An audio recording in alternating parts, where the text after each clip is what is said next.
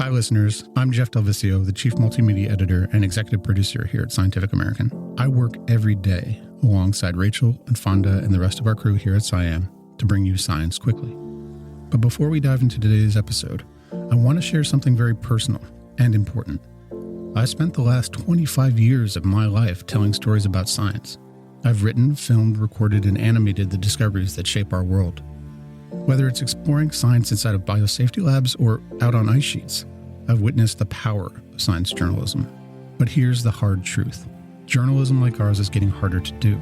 Newsrooms are shrinking, misinformation is growing, and responsible reporting, real, verified human reporting, takes time, care, and support.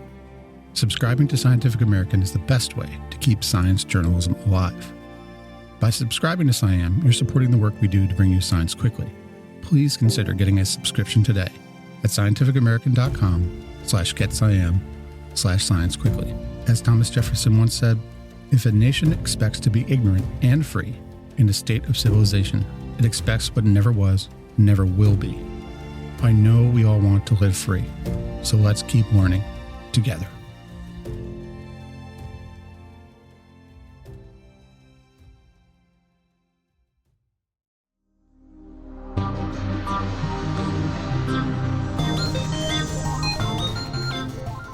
Happy Monday, listeners. For Scientific American Science Quickly, I'm Rachel Feltman. Let's catch up on some of the science news you might have missed last week.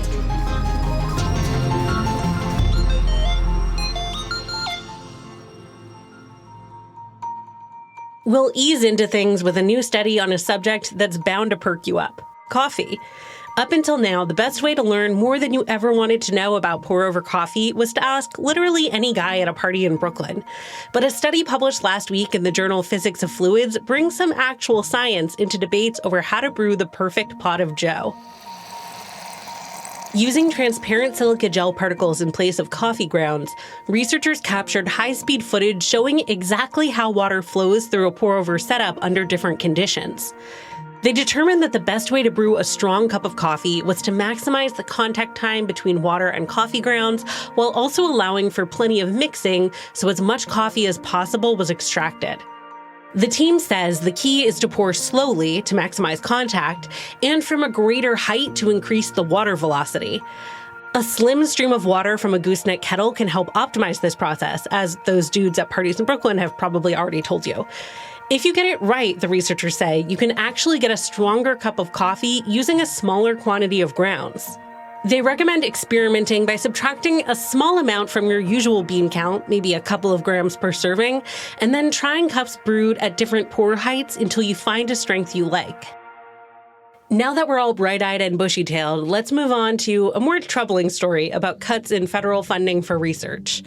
Last Tuesday, the U.S. Department of Commerce announced that the Trump administration will pull around $4 million in research grants for climate change-related projects from Princeton University. According to a press release from the Department of Commerce, the projects funded by these grants are no longer aligned with the program objectives of the National Oceanic and Atmospheric Administration and are no longer in keeping with the Trump administration's priorities. One of the targeted projects focuses on how water supplies might fluctuate as global warming progresses. The Department of Commerce stated that, quote, using federal funds to perpetuate these narratives does not align with the priorities of this administration, which is frankly chilling language to use when talking about climate change research. The press release also accused some of the slashed projects of increasing climate anxiety, which is a phrase that's increasingly being used to make very real concerns over very real evidence about the climate crisis sound hysterical. Speaking of environmental threats, a study published last Thursday in the journal Communications, Earth and Environment found that less than 10% of the plastic made worldwide in 2022 contained recycled materials. The world produced more than 400 million tons of plastic that year, and some estimates say that amount will more than double by 2050. The new study also found that just around 28% of all plastic waste made it to the sorting stage, and only half of that plastic was actually recycled. While China had the highest plastic consumption overall in 2022, the U.S. had the highest amount of usage per person, according to the researchers. On average, each individual in the U.S. consumed about 476 pounds of plastic that year. Now, obviously, plastic usage is a massive, complex, systemic problem that high-income countries around the world need to address. So this isn't me trying to make you feel guilty about your growing pile of old takeout containers. But if you've been looking for something to motivate you to start making some slightly less convenient choices in the name of using less plastic, like carrying reusable straws and silverware with you or finding a local bulk grocery store that lets you use your own containers, maybe these new findings can fire you up to make a change. Now let's check in with a cosmic neighbor. The Small Magellanic Cloud is a galaxy not far from our own, and a new study published in the Astrophysical Journal Supplement series suggests that things might be getting a little hectic over there.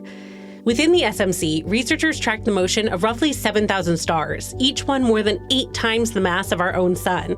The team found that the stars were moving in different directions on the galaxy's respective sides. The scientists think that the gravitational pull of the nearby Large Magellanic Cloud, which, to state the obvious, is the bigger of the two galaxies, might be pulling the SMC apart. The researchers say that studying how the SMC and LMC interact with both each other and with the Milky Way will help us understand how galaxies form and behave. In other space news, it turns out that a day on Uranus lasts slightly longer than we thought. A study published last Monday in Nature Astronomy used data from the Hubble Space Telescope to estimate the ice giant's rotation rate with unprecedented accuracy. Our prior estimate of 17 hours, 14 minutes, and 24 seconds came from Voyager 2's 1986 flyby of Uranus. That figure relied on measurements of the planet's magnetic field and radio signals emitted by its auroras. For a better estimate, scientists used more than a decade's worth of Hubble data to track the movement of Uranus's auroras, which helped them zero in on the actual location of the planet's magnetic poles. The researchers' findings add a whopping 28 seconds to Uranus's previously estimated rotational period. And hey, every second on Uranus is precious. We'll wrap up with some new findings on the demise of the dinosaurs. Some earlier research has suggested that dinosaurs were already on the outs before that infamous asteroid struck the killing blow. But a study published last Tuesday in Current Biology argues that the dinosaurs were doing just fine before that pesky space rock came along. Thank you very much.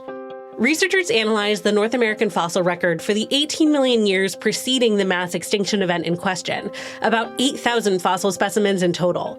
That fossil record does indeed seem to show that dinosaur populations started declining millions of years before the asteroid hit. But the new study suggests it's not the dinosaurs themselves that declined, but simply their mark on the fossil record. The researchers are arguing that geological changes made dinosaur fossils less likely to be preserved in places where archaeologists could one day access them.